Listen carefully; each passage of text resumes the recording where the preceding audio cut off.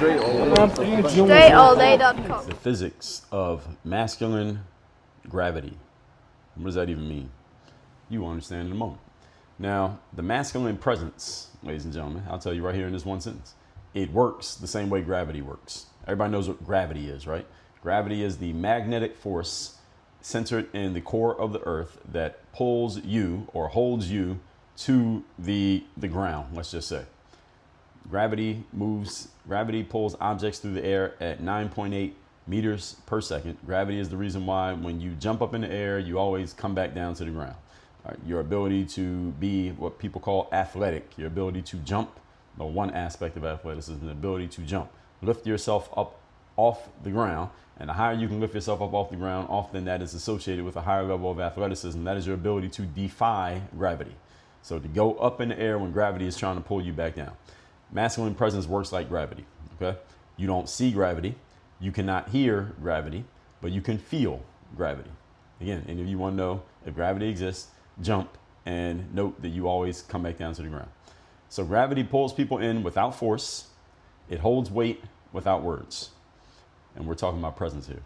Weak men try to push their way into attention. That's not the right way to do it because, again, gravity doesn't force you to do anything. It just does it.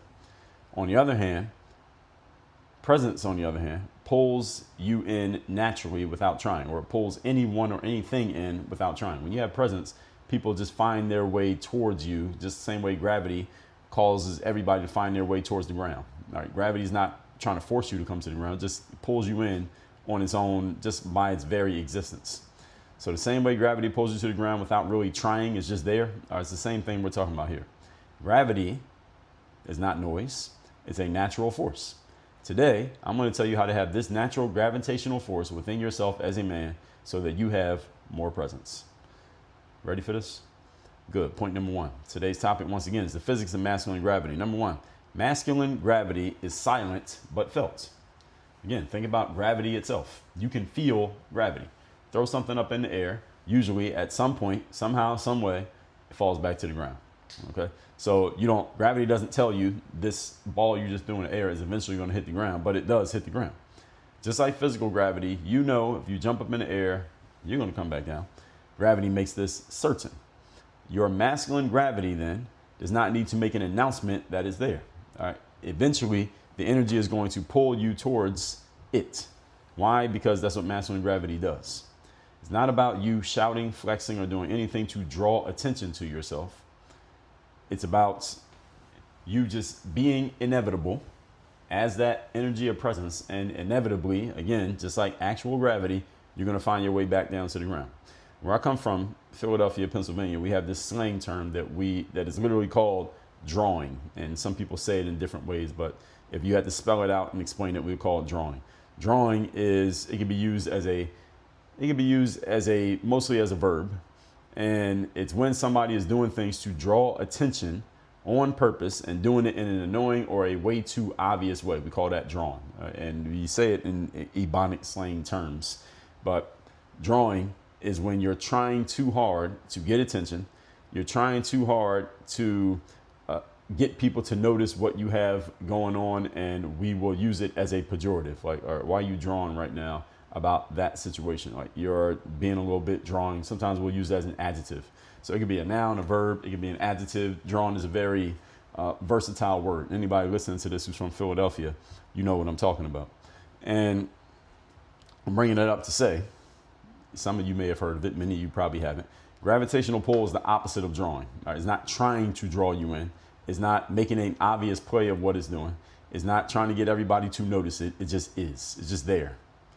You know it's there. You can feel it. You can't touch it. You can't necessarily measure it, not with the naked eye, but you know it exists. And it explains a whole lot of things that are happening, right?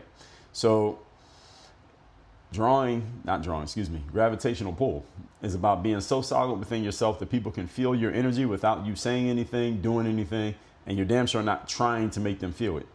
This is something that's been a theme around this concept of presence that I've been talking about. That, again, you don't have to be saying anything. You don't have to explain anything. You don't have to try hard. You don't even have to be doing anything. You can just be existing. You can be standing on the corner at the bus stop and people can feel that gravitational pull. They can feel that energy. That's what presence is actually like. If you have to explain that you have presence, you don't have it. Point number 2. Today's topic, once again, is the physics of masculine gravity. Number 2, gravity itself, physical gravity. It organizes everything around it. When a architect and a group of construction workers are building a 10-story building, they have to factor in the pull of gravity. How do we get a building to be 10 stories high when gravity is pulling everything down to the ground? Well, we got to put the right columns and pillars and metal rods and cement in this building so that when we get to the 10th floor of the building, the pull of gravity is not so strong such as to pull our building right back down to the ground and have everything collapse. So the building has to be strong enough to fight against gravity constantly, because the 10-story building has to stay a 10-story building. It's not like it can be 10 stories on Monday, crumble to the ground on Tuesday because gravity pulled it down, and then it'll be a 10-story building again on Wednesday. It needs to stay up there forever. So what gravity does is organize everything around it to where everything and everyone that is going to do anything within gravity's within gravity's radius of control and influence, you have to consider gravity. Male masculine presence does the same thing. If anybody is going to do anything around your orbit that would catch your attention or somehow, some way come to your attention, it has to consider you. That's masculine gravitational pull. You can't build a building without considering gravity. Okay, we got to make the building strong enough. Each floor got to be strong enough and held up by something strong enough so that the pull of gravity is not stronger than the floor. Therefore, the building won't collapse. Masculine gravity works the same way in that your presence determines how other people move, how they act, or even they respond, especially with regards to you. The stronger your gravity, the more everything else aligns with and revolves around you. Think about a situation where it is clear who the person in charge is in the room, even though there are other people around. Has any of you ever seen that? You've been in the room, you didn't even know who was in charge, but you could tell by the way everyone was operating, looking at, and responding to a certain person. It was obvious that that person was in charge. Either they weren't in charge or they're about to be in charge. Everyone in that room oriented themselves around the energy of the person in charge. That's usually what happens. Whether they're the boss, the manager, head of household, principal of the school, whatever it is, the business owner, whomever this person might be. And the reason why that happens is because they have the gravitational pull that causes everyone else to use them, the gravitational person, to use them as a point of reference for their behavior. Point I'm making here is not you necessarily have to be that person in every room who has a title, but your energy can cause other people to orient around you, even when amongst people who are peers and equal to you. Even around strangers, you find yourself having people navigate to, that's not the word, navigate, have people find their way to, be magnetized to your presence, to actually literally physically get around you, because something about your energy is magnetizing them. It's not like people are consciously thinking about this. It's just that it happens unconsciously. Next time you're in a place where there's a lot of people, let's say a place with 100 people or more, I want you to look around and see if you can identify the leaders, especially if you're in a place with 100 people or more and you don't know anybody and nobody knows you. That'd be the easiest place. If you go somewhere where you already know who the leaders are, then you're kind of cheating. It won't make as much sense. Go someplace where you don't know who the leaders are, you don't know who the most influential people are, and see if you can identify who the most influential people are just by the way that everyone else is orbiting around them. You notice they usually have people orbiting around them, hanging around them, watching them, copying what they're doing, asking them a question, just watching them even if they're not even doing anything. They're just there, but people are just sitting there just looking at you. I mentioned this story a couple of days ago when Michael Jordan was on the Oprah Winfrey Show and his friend at the time, Charles Barkley, came out. And in that same interview, when Charles Barkley came out and that Charles and Michael are talking to Oprah, Charles said that he would sometimes go out with Michael Jordan and it would be annoying because fans would just gather around and just stare and gawk at Michael Jordan. And Charles was telling a story, and I'm paraphrasing. He was like, we'll be out somewhere and we got to rope off the section with the pool table so we can play pool because these people won't leave us alone. And Charles goes on to explain, he said, he's talking to Oprah. He said, people will come up to the rope that we have roped off the section for Michael Jordan. They'll just stand there and they'll just stare at Michael. And Charles went and made this like sarcastic face about how they would do it. He's like, they just stare at him. They're not saying anything. They're not asking for an autograph. They're not asking to shake his hand. They're not doing anything. And this is before social media. So this is pre-smartphone era. He said people just come up there and just stare at him. They'll just stare at him like they're looking at a statue, even though he's moving around. They'll just stare at him like, and Charles was incredulous about this. Like, I can't understand. What are these people getting out of just staring at this dude? And then they go on, they make a couple jokes at each other's expense. The whole point is, Michael Jordan, for example, that guy has gravitational pull. Like, probably still does to this very day, especially at that time, because this was shortly after he was done playing basketball. Charles Barkley has it too, not quite the way Michael Jordan does. But that gravitational pull is what causes people, again, you'll find people orbiting around you, watching you a little bit more than usual, copying your behavior a little bit more than in a way that you can tell that they're watching and copying what they see you doing. All that happens when you have gravitational pull. Other people will basically copy what they see you doing because for whatever reason, they believe you know your stuff better than they know their stuff. I remember as a basketball player, I spent a lot of time. It was very important to me to get time in to practice by myself. And if you ever played basketball, you know how it is. You want to find a court somewhere where you can get the court to yourself and you can practice and nobody else is in the way, even if that means you got to chase the basketball around if you're missing shots. And many times when I would be practicing by myself, I would be on one court and there'd be somebody on the opposite basket. They are allegedly practicing by themselves. And I would often note that they would be taking quick glances at me to see what I was doing. And the reason they'd be glancing at me is not because they knew me from anywhere, not because they knew about my background or what I was doing professionally, is because it was obvious, them knowing themselves and what they were capable of as a player, they sized me up and looked at the way I was practicing and said, okay, clearly this guy knows more about the game, is a better player than me, probably has more experience. This guy actually looks like he might play somewhere significant. And I would note them watching me. Now, they're supposed to be on their court practicing. I'm on my court practicing. I wasn't watching them, but I would note them watching me, taking quick glances of what I was doing, maybe copying the same drills that I was doing just to see what I was up to, so maybe they could steal a couple pieces of it and go use it themselves. And or they were intrigued enough that they wanted to know who I was and they wanted to get some information about me, but they were waiting for a break in my training so that they had an opening to come and say something to me or ask me to play one-on-one or whatever that situation was. This happened all the time. Any of you who played basketball, if you were any good, if you played, especially those of you who played in college or you played pro, you probably had the same experience. When you were on the court practicing by yourself, somebody else was in the gym and you could tell they were watching you, but you might have did your best to kind of ignore them so they didn't interrupt you, but eventually they interrupted you anyway. Why? Because your gravitational pull forced them to do it. That's the thing about having gravitational pulls, that people can't stop themselves from coming into your orbit because it's gravity. Again, gravity isn't trying to make me come back down to the ground, but it can't stop me from coming back down to the ground. It just is. When you just are, these kind of things just happen. So your energy, actually, let me back up. Your gravitational pull causes everyone else to use you as a point of reference for their behavior. This is what I meant. So if you look like you're the person who knows the most about a certain subject in the room, other people are going to look at you as the point of reference for what they should do or how they should think. Why? Because you appear to be the person who knows the most, whether you are or not. And the point I'm making here is not you necessarily have to be that person in the room with the title. Again, your energy, however, can cause other people to orient around you, even when amongst people who are peers and or equal to you, even when you're around strangers. This is an important point that I just made. Your energy can cause people to do this, even when you're around people who are seemingly on the same level as you, have the same accomplishments, probably have access to the same knowledge and the same ability to share it. But because of your energy, other people just want to be around you. Maybe some of you have experienced this yourself. Maybe you've seen it in someone else. Point number 3.